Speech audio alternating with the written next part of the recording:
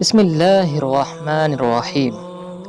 حضرت نوح علیہ السلام رب تعالیٰ کے وہ دوسرے پیغمبر ہیں جن کا تذکرہ عام طور پر علماء و مؤرخین حضرت آدم علیہ السلام کے بعد کرتے ہیں۔ حضرت آدم علیہ السلام کے بعد بڑے پیغمبر آپ ہی ہوئے ہیں۔ حضرت ادریس علیہ السلام آپ کے جد اکبر ہیں اور آپ ہی روئے زمین کی طرف بھیجے جانے والے پہلے پیغمبر ہیں، جیسا کہ صحیح مسلم میں ہے۔ حضرت ابو ہریرہ رضی اللہ تعالی عنہ سے مروی طویل حدیث شفاعت میں آتا ہے کہ لوگ روز قیامت رب کے حضور شفاعت کرنے کی غرض سے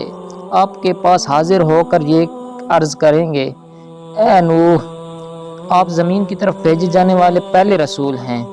بعض علماء جو حضرت آدم علیہ السلام اور حضرت ادریس علیہ السلام کی رسالت کے قائل ہیں، وہ اس حدیث کی تعویل کرتے ہیں اور یہ کہتے ہیں کہ اس سے مراد یہ ہے کہ طوفان کے بعد زمین کی طرف بھیجے جانے والے پہلے رسول حضرت نوح علیہ السلام ہیں۔ قرآن کریم میں سورہ اعراف، سورہ ہود، سورہ مومنون، سورہ شعراء، سورہ قمر اور سورہ نوح میں حضرت نوح علیہ السلام کا قصہ مفصل مذکور ہے، لیکن ہر جگہ الفاظ مختلف ہونے کے باوجود قصہ نوح سے بیان کرنا جو مقصود ہے اس کی طرف توجہ و عنایت میں سر منہ فرق نہیں آتا۔ آپ کی قوم نے اپنے پروردگار کو چھوڑ کر عبادت کی غرض سے چند بت تراش لیے تھے اور شومی قسمت سے انہی کی عبادت کرتے۔ جب یہ قوم اپنی ضلالت اور گمراہی میں حد سے آگے نکل گئی تو رب تعالیٰ نے اس قوم کو بت پرستی کے انجام بد سے ڈرانے کے لیے انہی میں سے حضرت نوح علیہ السلام کو مبعوث کیا، لیکن ان لوگوں نے خدا کے حکم کو ماننے سے انکار کر دیا۔ چنانچہ اس قوم کے سردار اور سربآور لوگوں نے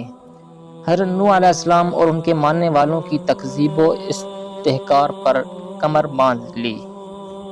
اور بے حد نفرت و حقارت اور انکار کا اظہار اور اس پر از حد اصرار کیا۔ انہیں حیرت تھی تو اس بات پر تھی کہ ان کی ہدایت کے لیے ان کی قوم سے وہ شخص اٹھا ہے جس سے ان پر کسی قسم کی بھی برتری حاصل نہیں، نہ تو وہ دولت و ثروت میں ان کا ہم پلہ ہے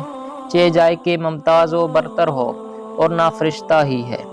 کہ رتبہ انسانیت سے بلند ہو۔ اس لیے انہوں نے پیروان نوح جیسا کمزور اور حقیر بننے سے صاف انکار کر دیا۔ ان کا گمان تھا کہ یہ لوگ بے سوچے سمجھے اور بنا گہرے غور و فکر کیے حضرت نوح علیہ السلام کی پیروی پر اٹھ کھڑے ہوئے ہیں،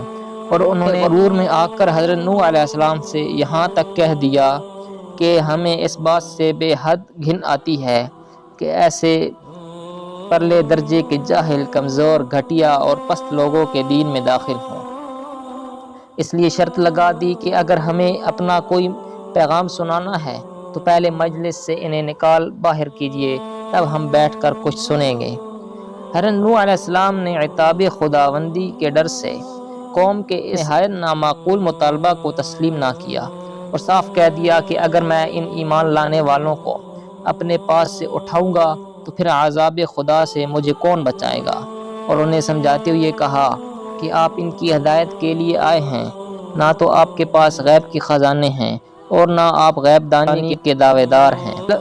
کہ غیب کا علم صرف خدا ہی کو ہے، اور نہ آپ کا دعویٰ فرشتے ہونے کا ہے۔ آپ تو بس خدا کے بندے اور اس کے پیغمبر ہیں جن کے ذمہ خلق خدا تک کے پیغام توحید و ایمان کو پہنچا دینا ہے اور انہیں رب کے اوامر کے آگے جھکانا ہے۔ پھر ان سر پھروں اور تکبر کے ماروں کو مخاطب کر کے فرمایا کہ مجھ پر ایمان لانے والے اور حکم خدا کے آگے جھکنے والے ان لوگوں کو اگرچہ تم نگاہ حقارت سے دیکھ رہے ہو اور یہ خیال کیے بیٹھے ہو کہ انہیں دین و دنیا اور دنیا و آخرت کی کوئی خیر نہیں، بھلائی اور سعادت محض اس بنا پر نہ ملے گی کہ یہ قوم کے رذیل لوگ ہیں اور ان کے پاس دولت و حشمت نام کی کوئی چیز نہیں، اور ان کا دامن اخلاص اور تحقیر و تذلیل سے بھرا ہے۔ تو یاد رکھو کہ ان کا معاملہ اس خدا کے سپرد ہے جو دلوں کے بھید جانتا ہے کہ خیر و سعادت اور ہدایت و ارشاد کا حصول دولت و ثروت اور نگاہ کو خیر کر دینے والی سرمایہ پر ہی محصور نہیں، بلکہ اطمینان نفس، یقین کی ہدایت کی طرف متوجہ ہونے اور رب پر راضی رہنے پر موقوف ہے۔ آپ نے انہیں صاف بتلا دیا کہ تمہیں ہدایت کی طرف بلانے سے میری غرض تم سے کسی عہدہ و منصب یا مال و دولت کا حصول نہیں۔ میں اس بات کا تم سے مطلق معاوضہ نہیں چاہتا، میرا اجر تو خدا کے ہاں سے ملنے والا ہے۔ سورہ ہود حضرت نوح علیہ السلام اور آپ کی سرکش اور ضدی قوم کے درمیان ہونے والے اس مکالمہ کو ان الفاظ میں بیان کرتی ہے۔ ارشاد باری تعالی ہے، تو ان کی قوم کے سردار جو کافر تھے کہنے لگے کہ ہم تم کو اپنے ہی جیسا ایک آدمی دیکھتے ہیں اور یہ بھی دیکھتے ہیں کہ تمہارے پیرو وہی لوگ ہوئے ہیں جو ہم میں ادنا درجے کے ہیں، اور وہ بھی ظاہر رائے سے، اور ہم تم میں کسی طرح کی فضیلت نہیں دیکھتے بلکہ تمہیں جھوٹا خیال کرتے ہیں۔ انہوں نے کہا کہ اے قوم، دیکھو تو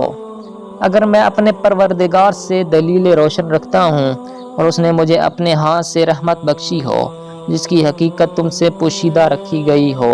کیا ہم تمہیں اس کے لیے مجبور کر سکتے ہیں اور تم ہو کہ اس سے ناخوش ہو رہے ہو؟ اور اے قوم، میں اس نصیحت کے بدلے تم سے مال و زر کا خواہاں نہیں ہوں، میرا صلہ تو خدا کے ذمے ہے، اور جو لوگ ایمان لائے ہیں میں ان کو اپنے ہاتھ سے نکالنے والا بھی نہیں ہوں، وہ تو اپنے پروردگار سے ملنے والے ہیں، لیکن میں دیکھتا ہوں کہ تم لوگ نادانی کر رہے ہو۔ اور اے برادران ملت، اگر میں ان کو اپنے پاس سے نکال دوں تو عذاب خدا سے بچانے کے لیے کون میری مدد کرے گا؟ بھلا تم غور کیوں نہیں کرتے؟ میں نہ تم سے یہ کہتا ہوں کہ میرے پاس خدا کے خزانے ہیں، اور نہ یہ کہ میرے پاس غیب کی باتیں ہیں، اور یہ نہ کہتا ہوں کہ میں فرشتہ ہوں، اور نہ ان لوگوں کی نسبت جن کو تم حقارت سے دیکھتے ہو، یہ کہتا ہوں کہ خدا ان کو بھلائی یعنی نیک اعمال کی جزا نہیں دے گا۔ جو ان کے دلوں میں ہے خدا اسے خوب جانتا ہے، اگر میں ایسا کہوں تو بے انصافوں میں ہوں۔